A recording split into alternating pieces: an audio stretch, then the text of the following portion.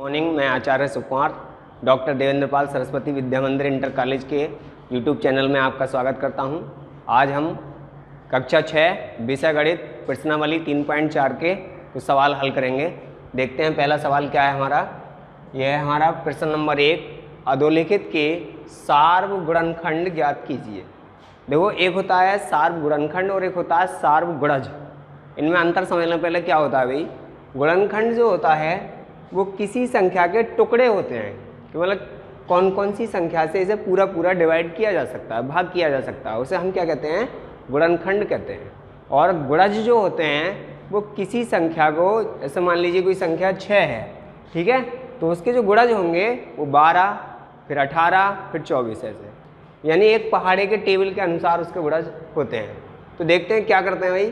पहला सवाल हमारा है, कह रहा है ये कि अधोलिखित के सार्वगुणनखंड ज्ञात कीजिए। ये बात हमारी आती है। तो देखो, पहला सवाल है हमारा 15 और 25। 15 और 25। अब इसके हमें सार्वगुणनखंड निकालने हैं, तो कैसे निकालेंगे ये देखें भाई। देखो, 15 के गुणनखंड, 15 के गुणनखंड देखते हैं कैसे। देखो, एक आसान तरीका, 15 के गुणनखंड कैसे निकालेंगे हम, देखते हैं। देखो, 1 से कितनी बार जा रहा है अभी, 15 बार जा रहा है, ठीक है। अब देखो, जब 1 के बाद 2 आता है, 2 से 15 पूरा डिवाइड नहीं होगा, फिर 3 आता है, तो 3 से डिवाइड हो रहा है कितनी बार, 5 बार। 3 पंजे 15। अब देखो, 3 और 5 के बीच में कोई ऐसी संख्या है जिससे कि 15 डिवाइड हो सकता है, 4 है, 4 से डिवाइड नहीं हो सकता। तो इसलिए क्या होगा कि हमारे 15 के गुणनखंड जो होंगे वो होंगे 1, 3, 5, 15। ये बात दोबारा समझें, किसी भी संख्या के गुणनखंड उस संख्या के वो टुकड़े होते हैं जो उसे पूरा पूरा डिवाइड कर दे, ठीक है। तो देखो, एक बार और निकालना सीखें ये। हमें पता है कि कोई भी संख्या 1 से तो डिवाइड होती ही है और अपने आप से, तो 1 से कितनी बार, 15 बार। फिर 2 से अगर डिवाइड हो रही है तो करो, नहीं हो रही तो कोई बात नहीं, ठीक है। 3 से कितनी बार होगा, 5 बार। तो जब 5 बार हो गए, 3 और 5 के बीच में एक संख्या बचती है 4, और 4 से वो डिवाइड हो नहीं रही है, तो इसका मतलब ये इतने ही इसके फैक्टर यानी गुणनखंड होंगे। तो इसे देखो, इस प्रकार हम लिख सकते हैं अभी, ठीक है। अगली संख्या है हमारी 25। कितनी है, 25 के गुणनखंड देखो, 25 के गुणनखंड। अब 25 के गुणनखंड कैसे होंगे, ये देखो। 25 को हमने 1 से कितनी बार, 25। अब 2 से 25 डिवाइड नहीं हो रहा, 3 से नहीं हो रहा, 4 से नहीं हो रहा, 5 से हो रहा है। और 5 से कितनी बार हो रहा है, 5 ही बार हो रहा है अभी। 5 पंजे 25। तो इसका मतलब ये ही होंगे इसके फैक्टर। तो इसके फैक्टर जो आए हमारे 1, 5 और 25, ये हमारे क्या आ गए, 25 के फैक्टर आ गए। देखते हैं आप सवाल की शर्त, देखते हैं सवाल क्या कह रहा है। वो कह रहा है सार्वगुणनखंड ज्ञात कीजिए। सार्वगुणनखंड का मतलब ये हुआ कि जो दोनों संख्याओं में समान गुणनखंड है, समान का मतलब कॉमन है, एक से हैं, उन्हें हम सार्वगुणनखंड कहते हैं। देखो, इसमें आएगा हमारा सार्वगुणनखंड बराबर सार्वगुणनखंड बराबर एक, हमारा एक इसमें भी कॉमन है, इसमें भी कॉमन, तो एक आ गया, ठीक है। 5 इसमें भी कॉमन है, इसमें भी कॉमन, 5 आ गया। इस प्रकार ये हमारा क्या हो जाएगा, आंसर आ जाए, ठीक। देखो, अगला सवाल देखो, बी, बिल्कुल सेम कंडीशन सवाल। देखो, 20 के गुणनखंड, 20 के गुणनखंड देखते हैं कितने होंगे भाई। 20 को क्या करा हमने, 1 से पहले 20 बार किया, 2 से हो रहा है, 2 से करें कितनी बार जा रहा है, 10 बार, ठीक है। 3 से नहीं जाएगा, 4 से जा रहा है, 4 से कितनी बार जा रहा है, 5 बार। अब देखो, 4 और 5 के बीच में कोई संख्या है नहीं, तो कितने यही गुणनखंड होंगे हमारे। तो ये आ गया 1, 2, 4, 5, 10 और 20। ये हमारे क्या होंगे, 20 के फैक्टर होंगे। 20 के गुणनखंड 1, 2, 4, 5, 10, 20, ये फैक्टर किसके होंगे, 20 के। अब बात आती है 28 की। 28 के फैक्टर देखो भाई, 28 के गुणनखंड, 28 के गुणनखंड देखो, 28 के देखते हैं। 28 के किस प्रकार होंगे, देखो पहले हमने क्या किया, 1 से 28 आ गया। अब 2 से कट रहा है, 2 से देखो, 2 से कितनी बार कट रहा है, 14 बार कट रहा है। 3 से नहीं कट रहा। 4 से देखो, 4 से कट रहा है, कितनी बार कट रहा है, 7 बार कट रहा है। 7 चौक 28। अब 4 और 7 के बीच में कोई ऐसी संख्याएं हैं जिससे जो कट रहा हो, 5 से नहीं, 6 से पूरा नहीं जा रहा, 7 हमारा आ चुका है। तो इसलिए जो हमारे गुणनखंड होंगे वो होंगे 1, 2, 4, 7, 14, 28। ये हमारे क्या हो जाएंगे, गुणनखंड हो जाएंगे 28 के। तो देखो भाई, इसमें भी हमें क्या निकालना है, सार्वगुणनखंड। सार्वगुणनखंड आप समझ ही गए होंगे। सार्वगुणनखंड जो होते हैं वो होते हैं सभी में जो समान हो, कॉमन हो। जैसे 1 1 है, 2 2 है, 4 4 है, और भी कोई संख्या है नहीं है। तो इस प्रकार ये हमारा क्या हो जाएगा, आंसर हो जाएगा। ठीक है। अब देखो इसका सी, देखो सी कितना है हमारे पास, सी है हमारा 35 और 50। कितना है, 35 और 50। देखो 35 के गुणनखंड, 35 के गुणनखंड लिखो। 35 के गुणनखंड कैसे होंगे, 1 से हमने पहले 35 को किया, 2 से जा रहा, नहीं जा रहा, 3 से नहीं जा रहा, 4 से नहीं जा रहा, 5 से जा रहा, 5 से 7 बार, 5 सत्ते 35। अब 5 और 7 के बीच में कोई ऐसी संख्या है जो 35 पूरा पूरा डिवाइड हो जाए या भाग हो जाए, नहीं है। 6 से नहीं जा रहा, 6 पंजे 30, 6 छंग 36 ज़्यादा हो जाएगा। इसलिए 1, 5, 7, 35 ये हमारे क्या हो जाएंगे, गुणनखंड हो जाएंगे भाई। देखो ये आ जाएगा हमारा 1, 5, 7 और 35। इस प्रकार हम किसी भी संख्या के गुणनखंड प्राप्त कर सकते हैं। देखो अगला, इसके बाद है कितना, 35 के बाद 50। 50 के गुणनखंड, 50 के गुणनखंड, 50 को हम देखते हैं कैसे करेंगे भाई। 1 से करा हमने 50 बार चला गया। 2 से करा 25 बार चला गया। 3 से नहीं जाएगा, 4 से नहीं जाएगा। 5 से करा 10 बार चला गया। 6 से नहीं जाएगा, 7 से नहीं, 8 से नहीं, 9 से। तो इस तरीके से ये हमारे क्या आ जाएंगे, गुणनखंड आ जाएंगे। तो इसमें कितना आ रहा है, 1, 2, 5, 10, 25 और 50, ये हमारे क्या हो गए, गुणनखंड हो गए। अब निकालना क्या है हमें इसमें, सार्वगुणनखंड। तो सार्वगुणनखंड हम सीख चुके हैं, जो सम सेम होगा वही क्या होगा, सार्वगुणनखंड होगा भाई।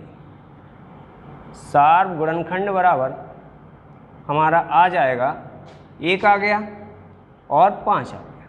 इस प्रकार ये हमारा क्या हो जाएगा, आंसर आ जाएगा। देखो अगला सवाल है हमारा डी। तो डी देखते हैं भाई, डी क्या कह रहा है हमारा सवाल। डी है 112 और 120। 112 और 120। देखो 112 के गुणनखंड, 112 के गुणनखंड हम निकालेंगे। कैसे निकालेंगे आप ये देख लीजिए। देखो 112 को देखते हैं हम। 112 1 से कटा, 2 से कट जाएगा कितनी बार, 2 पंजे 10 और 2 छक्का बार, यानी 56 बार।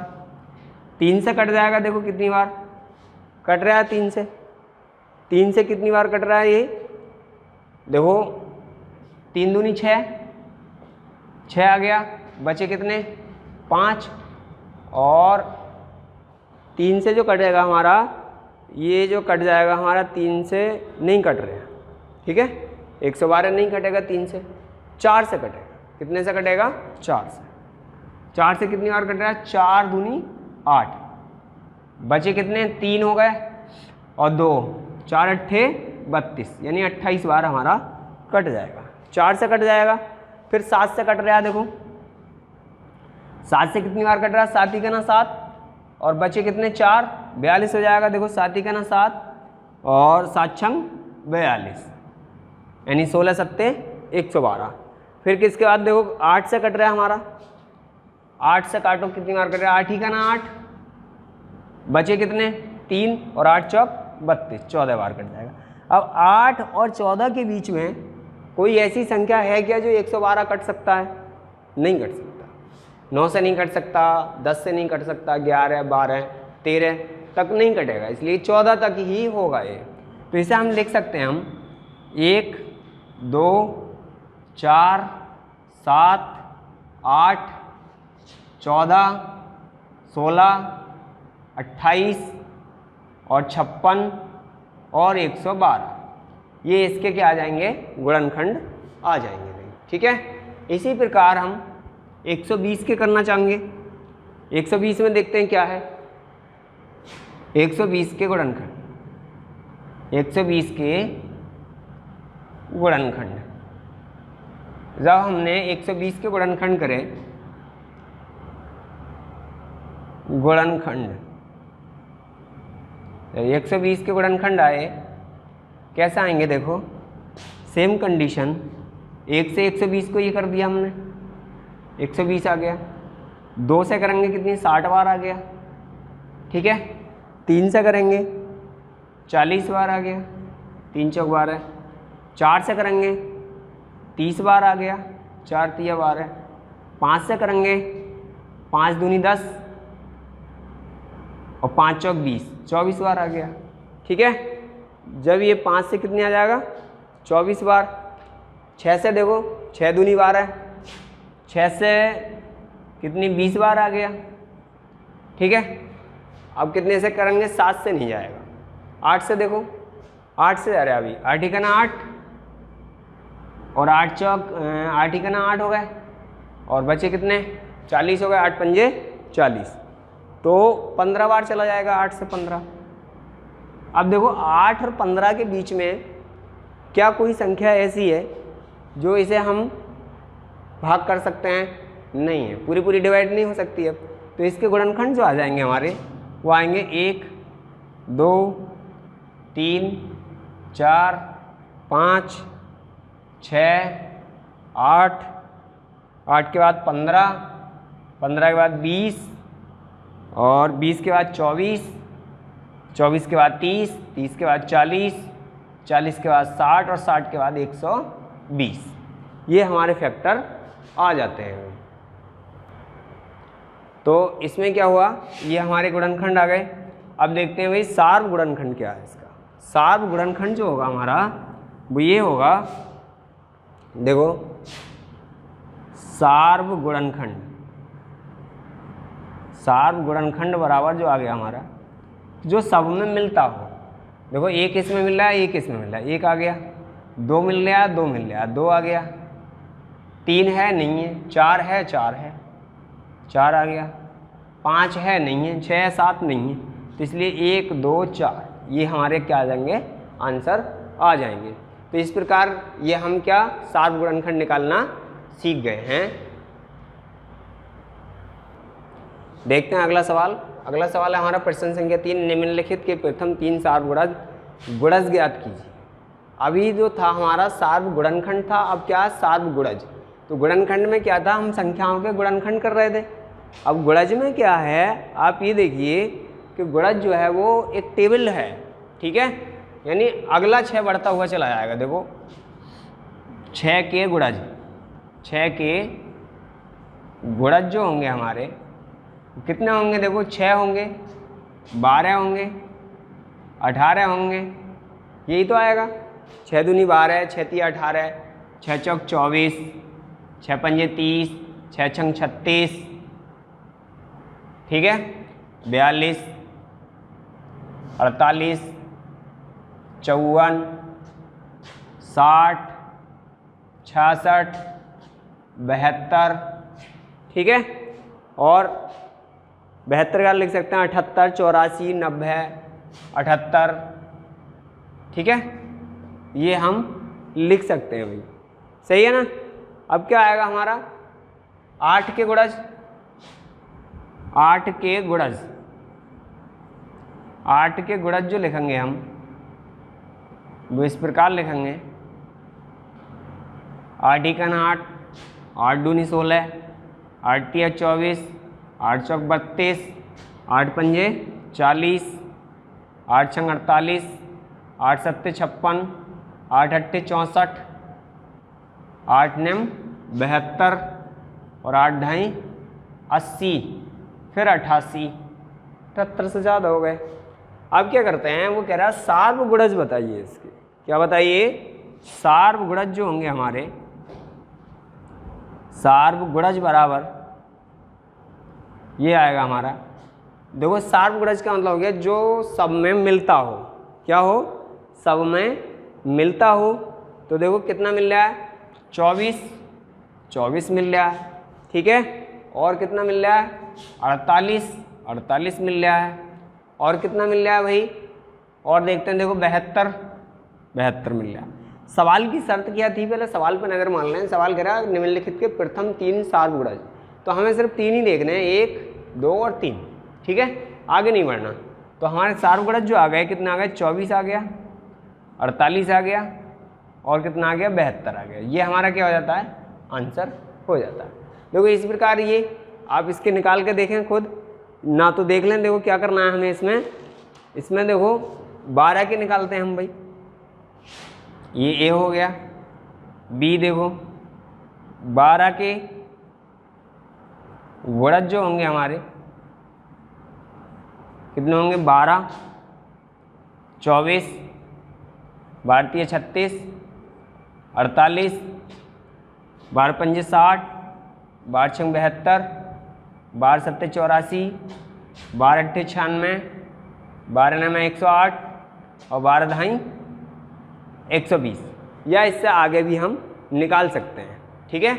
क्योंकि अब क्या करना है हमें, इसमें 12 12 ऐड करने हैं बस, और कुछ भी नहीं करना है। देखो अब 18 के गुणज देखो, 18 के गुणज, 18 के गुणज में क्या है भाई, देखो 18 का ना 18, 18 दून 36, 18 तिया 54, 18 चौक 72, 18 पंजे 90, ठीक है, 18 से 108, 108 आ गया। अब 108 में 18 और जोड़ोगे कितना आ जाएगा, 126, फिर 144, और फिर कितना आ जाएगा, 144 के बाद कितना आएगा, 162। अब ज़्यादा ना निकालें। अब 3 की बात कर रहा है वो, कितने की बात कर रहा है, 3 सार्वगुणनखंड निकालने हैं। तो देखो इसमें देखें, पहली संख्या हमारी कितनी मिलती है, 36, 36। दूसरी कितनी मिलती है हमारी, 72, 72। और कौन सी मिलती है हमारी, 108, 108। तो इस प्रकार हमारे 3 सार्वगुणनखंड गुणज मिल गए। तो ये आ जाएगा हमारा सार्वगुणज बराबर, सार्वगुणज बराबर हमारा आ गया 36, 72, 108। ये हमारा क्या हो गया, आंसर हो गया। इस प्रकार जो है हम इन सवालों को हल कर सकते हैं। देखते हुए अगला सवाल, प्रश्न संख्या हमारी 5 है। ये प्रश्न संख्या 5, ठीक है। इसमें क्या है, अधोलिखित में से कौन सी सहअवाज्य संख्याएं हैं। इस सहअवाज्य क्या होती हैं, पहले आप ये देखिए। देखो वे संख्याएं जिनमें एक के अतिरिक्त कोई दूसरा सार्वगुणनखंड ना हो, ठीक है। वे संख्याएं जिनमें एक के अतिरिक्त कोई भी सार्वगुणनखंड ना हो, सहअवाज्य संख्याएं कहलाती हैं। जैसे देखते हैं भाई, कोई संख्या है, उसके हमने गुणनखंड करने अभी आपको सिखाए, और उसमें हमने सार्वगुणज भी निकाले। तो सार्वगुणज अगर 1 से अधिक आते हैं तो वो संख्याएं हमारी सहअभाज्य संख्याएं नहीं होती हैं, और जिन संख्याओं के एक ही सिर्फ एक आता है वो संख्याएं हमारी सहअभाज्य संख्याएं कहलाती हैं।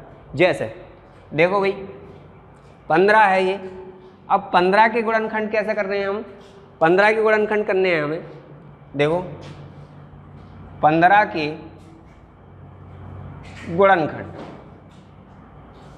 देखो कैसे होंगे। पहले हमने क्या करा, 1 से 15 कर दिया, फिर 2 से नहीं कट रहा, 3 से कर दिया, 3 पंजे 15। अब 3 और 5 के बीच में 4 आ रहा, अब 4 से क्या 15 भाग जाती है, नहीं जाती, तो इसलिए हमारे ये जो हैं 15 के ये गुणनखंड हो जाएंगे हमारे। तो देखते हैं भाई, 1 है, 3 है, 5 है और 15, ठीक है, ये गुणनखंड हमारे हो गए। अब बात आती है 37 यानी 37 के गुणनखंड, 37 के गुणनखंड।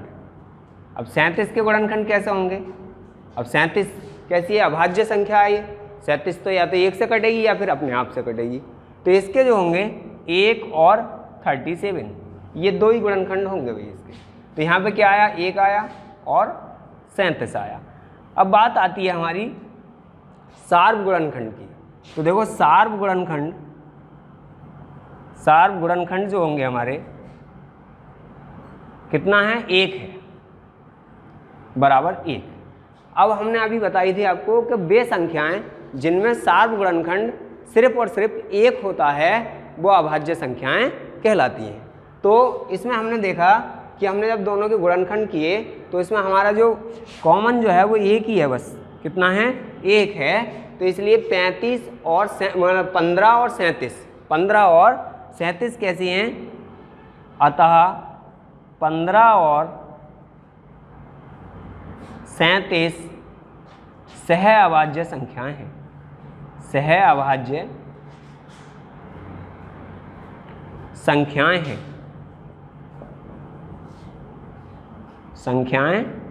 हैं। इस प्रकार ये हमारा आंसर हो जाता है। अभी देखो एक और देखते हैं, इसी टाइप का सवाल है हमारा 18 और 35। अब 18 और 35 को हम देख रहे हैं, क्या करते हैं 18 के, देखो 18 के गुणनखंड देखें भाई, 18 के गुणनखंड, ठीक है। तो देखो 18 के जब गुणनखंड देखेंगे हम, 1 से 18 आ गया भाई, 2 से 9 बार आ गया, 3 से 6 बार आ गया, अब 4 से नहीं जा रहा, 5 से नहीं जा रहा, 6 अपना आ चुका है। तो इसके गुणनखंड जो होंगे 1, 2, 3, 6, 9 और 18, ठीक है। अब अगली संख्या हमारी 35। देखो 35 के गुणनखंड, 35 के गुणनखंड कितने होंगे भाई, देखते हैं। 35 के गुणनखंड जब हम करेंगे तो ये 1 आएगा और ये 35 आएगा। अब 3 से नहीं जा रहा, 4 से भी नहीं जा रहा, कितने से जा रहा, 5 से जा रहा। 5 सत्ते 35। अब 5 और 7 के बीच में एक संख्या आती है 6। 6 से 35 को अगर हम भाग करें तो नहीं जाएगा, तो इसलिए हमारे गुणनखंड यही हो जाते हैं, 1 आ गया, 5 आ गया, 7 आ गया और 35 आ गया, ठीक है। अब हमें इसमें सार्वगुणनखंड वाली बात याद रखनी है। देखो सार्वगुणनखंड जो है हमारा कितना है, 1 है, ठीक है भाई। सार्वगुणनखंड